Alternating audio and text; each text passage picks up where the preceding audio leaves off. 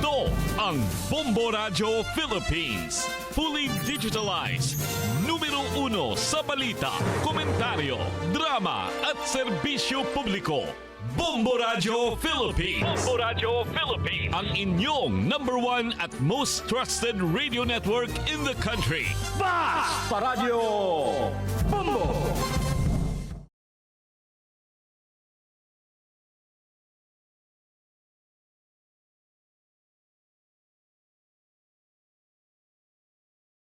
Alang ning hapuna sa tong top story, Pilipinas ikatulungan nasud sa Asia nga nakasinati og labing dili kasagaran nga init gumikan sa climate change. Sa balitang lokal, bata nga bagong gipanganak nakaplagan nga gisulod sa paper bag. Ang sa balitang nasyonal kanhing Congressman Tibbs gibabagan sa korte sa Timor-Leste nga ibalik sa Pilipinas. Sa balitang international, European Union gikondina ang pag-ulbo pag-usab sa kagubot sa Gaza. Samtang sa itong balitang espesyal, usa ka HR manager sa China nagmugna og 22 ka mga peke nga empleyado sulod sa pipila ka makatuigan aron nga makakwarta. Sa balitang negosyo, Department of Agriculture gireport ang pagkunod sa pag-abot sa import ka bugas taliwala sa lokal nga ani sa humay sa Pilipinas. Samtang sa balitang pagpaugnat sa kusog, boxing nahilakip na sa LA 2028 Olympics. Sa showbiz balita, film director nga si Daryl Yap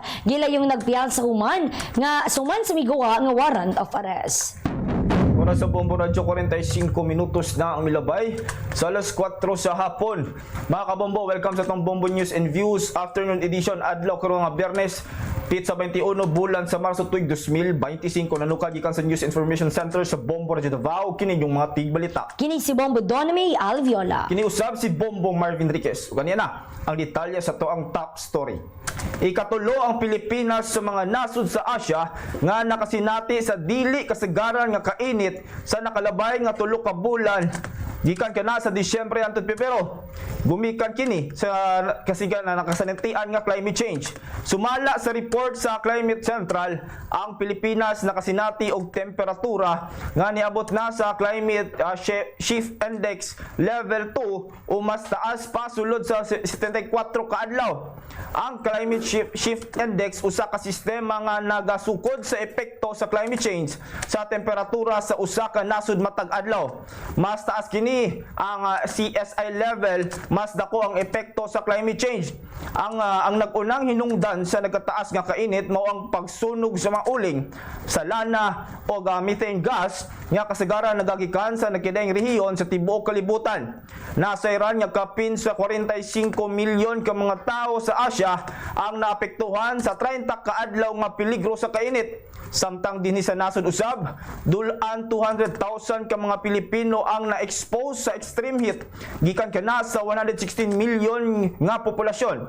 Ang mga apektadong nasod sa Asia nga adunay most unusual heat mao ang Brunei Darussalam nga adunay 83 ka adlaw nga extreme heat, ang Maldives nga adunay 81 ka adlaw nga extreme heat ug ang Pilipinas nga adunay usab 74 ka adlaw nga extreme heat.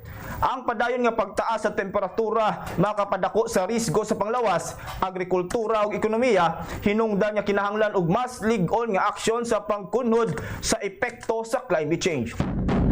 Oras sa Bombo Radio, 47 minutos na ang milabay sa alas 4 sa hapon.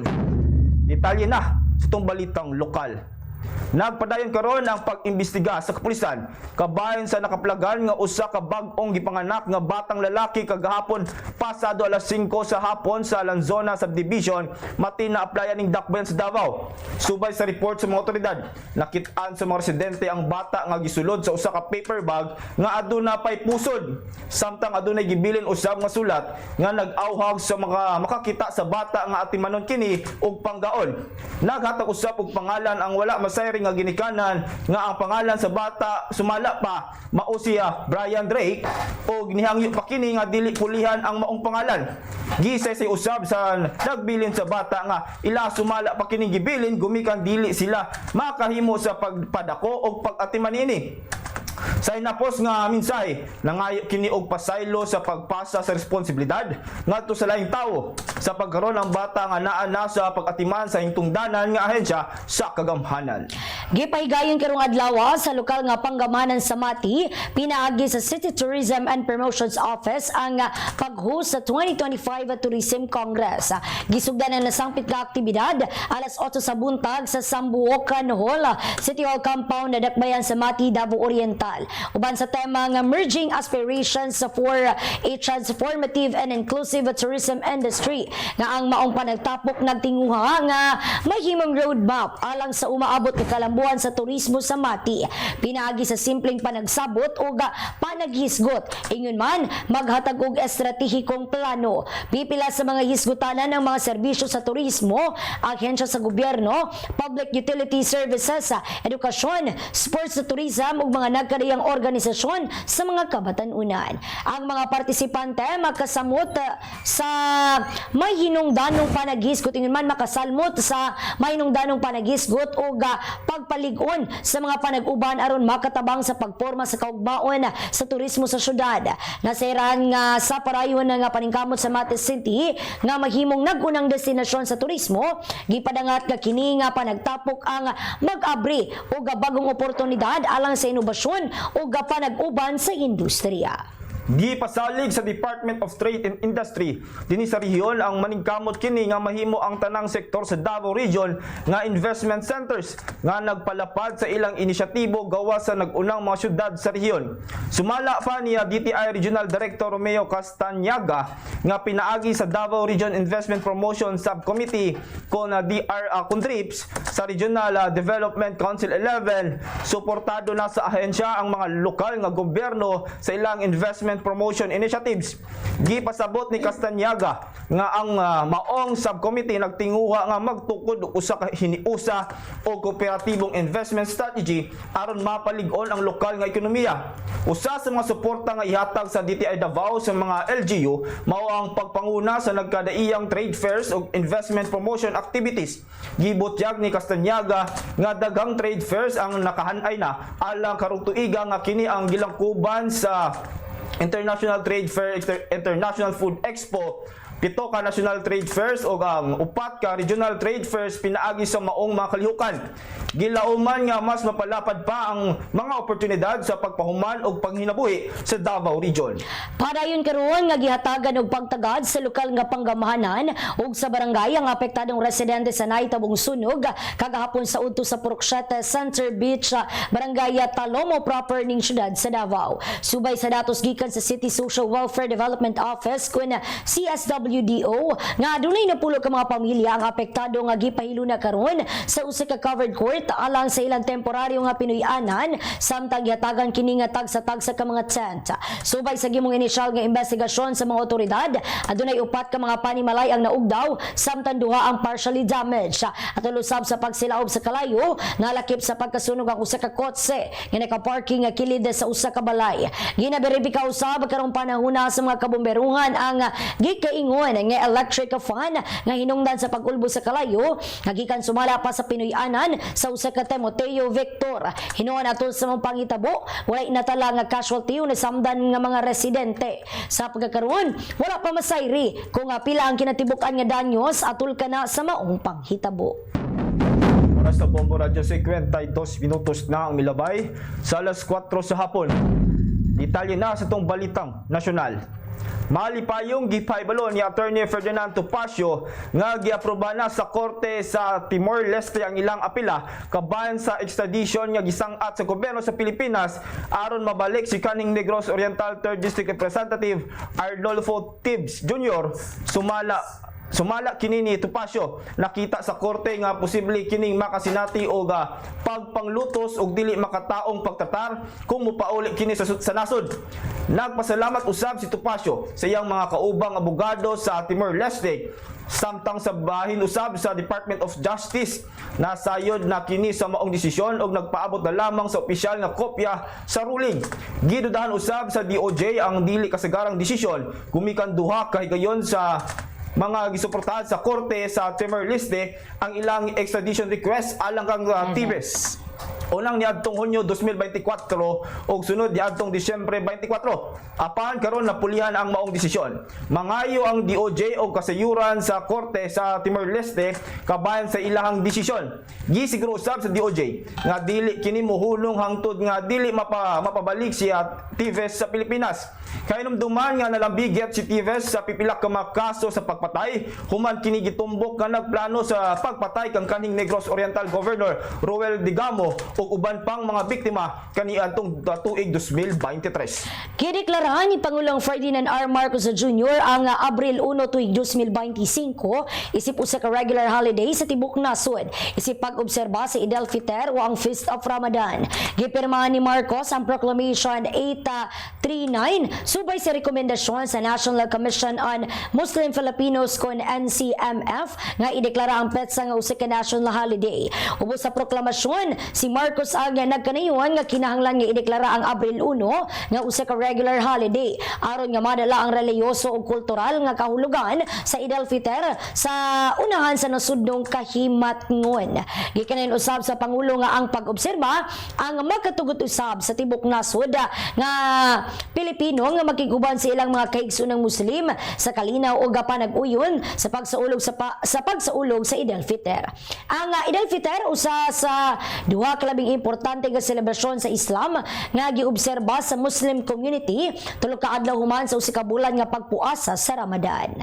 Nagpahigmangno karon ng Armed Forces of the Philippines kung AFP nga kung makakita sumala pa og mga post sa social media nga adunay sundalo nga ni-resign sa serbisyo militar aron makikiusa sa dinakpan nga si kanhi President Rodrigo Duterte, dili dayon kinituhan. Kini ang gibutyag sa militar gumikan gipaubos niini ang mga post sa social media nga nagkanayon nga pipila ka mga tropa ang miundang na pagkahuman sa pagkasikop sa kanhing leader. Nga gibutyag nga ang pag-resign sa mga tropa usa ka formal nga proseso nga dili mahimo pinaagi lamang sa social media. Una na nini, sukad sa pagsikop ni Duterte kaniadtong Marso 11, napuno ang internet sa mga post sa social media diin usa ka pulis nga giilang si Patrolman Francis Steve Talion Fontellas ang nipadayag sa iyang suporta sa kanhing presidente.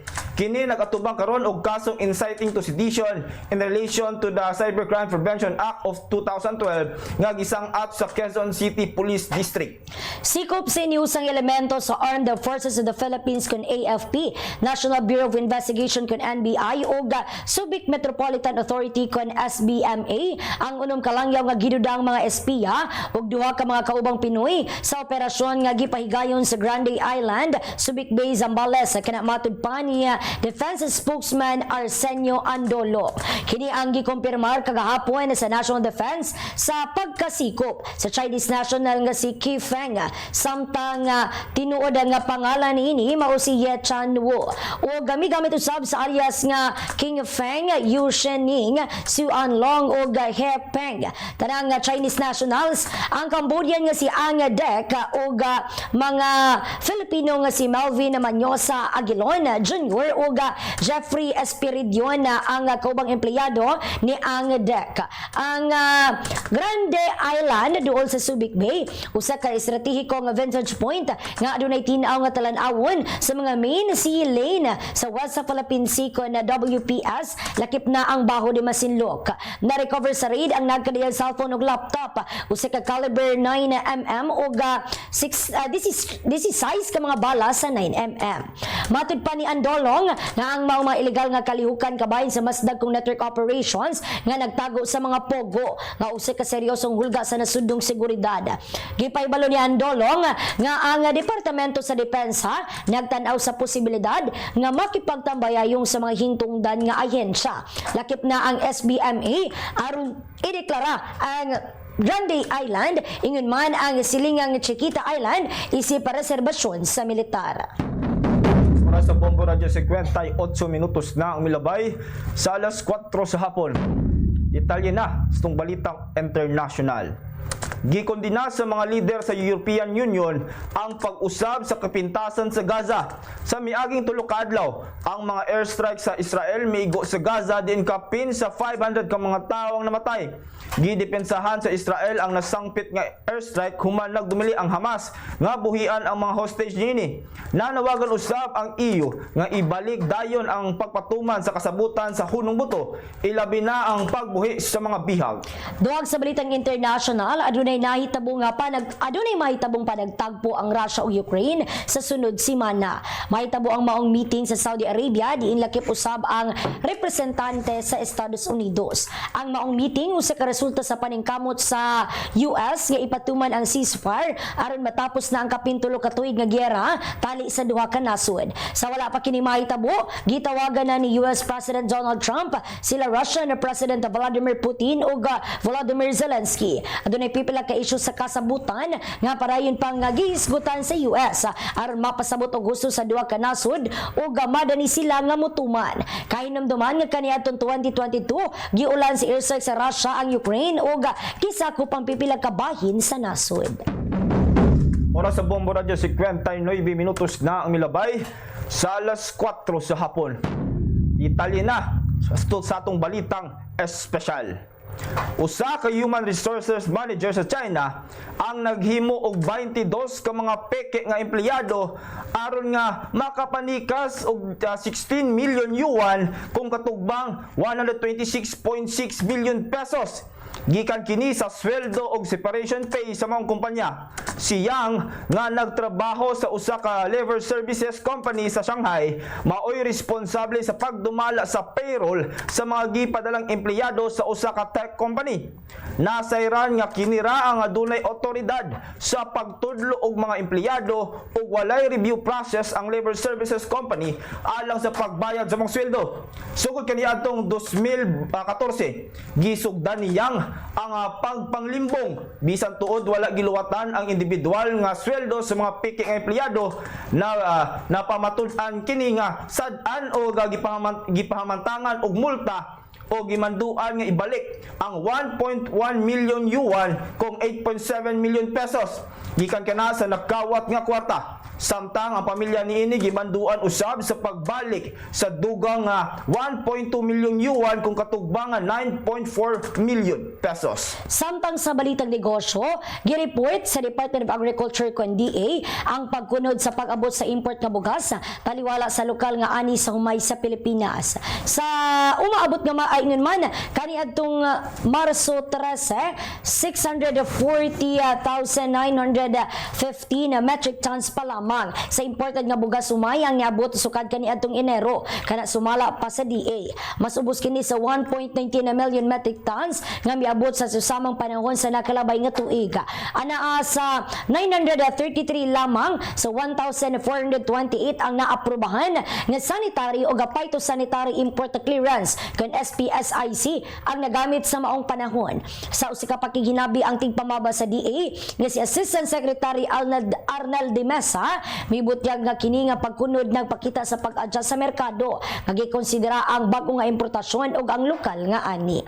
Bili sa piso batok sa langyaw nga salapi, US dollar 57 pesos and 22 centavos, Hong Kong dollar 7 pesos and 35 centavos, Singapore dollar 42 pesos and 81 centavos, Saudi Arabia rial 15 pesos and 24 centavos, samtang sa tuwang euro 62 pesos and 6 centavos. Oras sa Bombo Radio 2 minutos na ang milabay sa alas 5 sa hapon. Detalye na sa itong pagpaugnat sa kusog. Nahilakip na ang boxing sa programa sa 2028 Los Angeles Olympics. Kini human makakuha og unanimous voting gikan sa International Olympic Committee kon IOC. Kaniadtong miaging bulan gihatagan og professional recognition ang World Boxing aron nga mapasakop kini sa Olympics sa Los Angeles. Nagpasalamat si IOC President Thomas Bach sa pagbalik sa boxing sa kompetisyon. Sa tuig 2024 Paris Olympics, ang IOC mismo ang nagdumala sa boxing human kini gitanggal sa International Boxing Association kun IVA kaniadto ang tuig 2023 gumikan sa mga kontrobersyal susama sa sayop nga pagpatuman sa mga reforma ug isyu sa pinansyal nga pagpangulo. Gumikan ini gihangyo sa IOC ang National Boxing Federation nga magtukod og bag-ong global boxing body nga mopuli sa International Boxing Association. Sa showbiz balita, gilayon nga nagduso og piyansa ang film director nga si Daryl Yap tungod sa kasong duha ka iyap sa cyber libel. Mukabat sa 20,000 pesos ang gibayaran nga piyansa. Humanag nga magpagawas og warrant of arrest ang Muntinlupa Regional Trial Court Branch 203. Ang mga warrant of arrest na pirmahan ni Presiding Judge Mayra Kiambao tungod sa paglapas sumala pa ni Yap sa Cybercrime Prevention Act of 2012. Kahinumduman nga gipasakahan og kaso si Yap gikan sa komedyanteng si Vica Soto tungod sa pagpagawas og teaser sa kontrobersyal nga pelikulang The Rapist of Pepsi Paloma di inalambigit ang aktor. Oras sa Bombo Radio, 4 minutos na ang milabay sa alas 5 sa hapon. Atong balikan nagunang tudling sa balita alang ning hapuna sa atong top story.